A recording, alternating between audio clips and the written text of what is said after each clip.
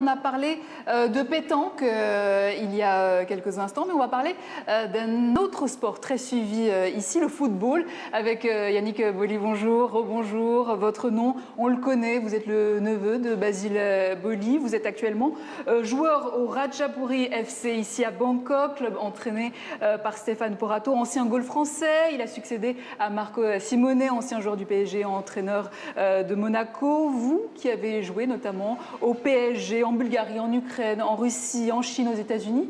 Pourquoi la Thaïlande? Pourquoi la Thaïlande?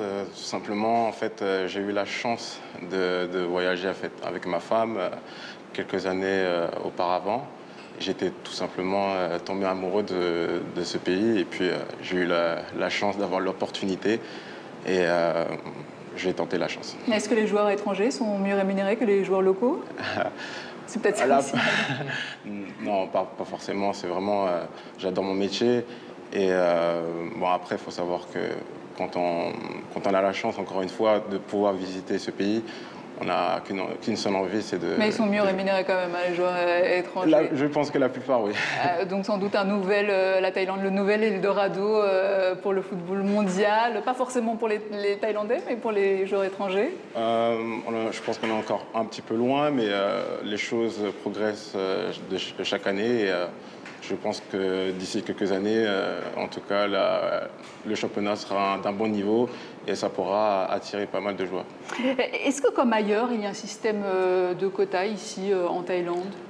Il y a 3 joueurs étrangers et 2 joueurs asiatiques. Donc c'est le même système de quotas qu'ailleurs?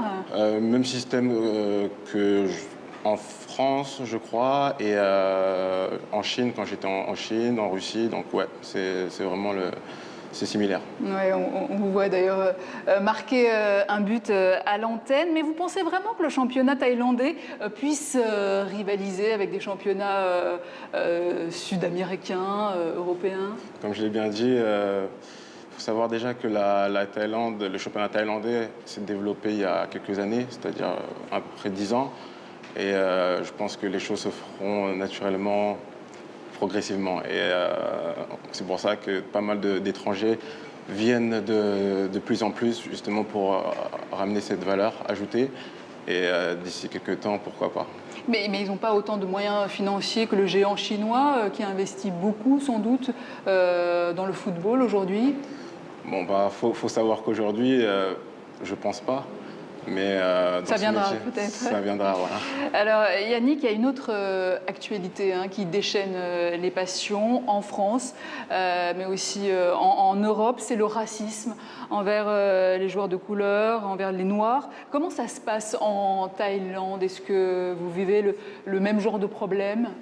Non, j'ai la chance pour l'instant, en tout cas, de ne pas avoir eu ce genre de problème.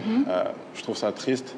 Parce qu'on fait un métier quand même qui est regardé par de nombreuses personnes. Et pour l'image que ça donne du foot, je trouve que c'est dommage. Je pense que tous les joueurs doivent se mobiliser contre ça, être unis et faire en sorte justement qu'on puisse avancer. Parce que ça ne devrait pas exister aujourd'hui. On est à une époque quand même moderne et encore des restes. Voilà. Merci Yannick.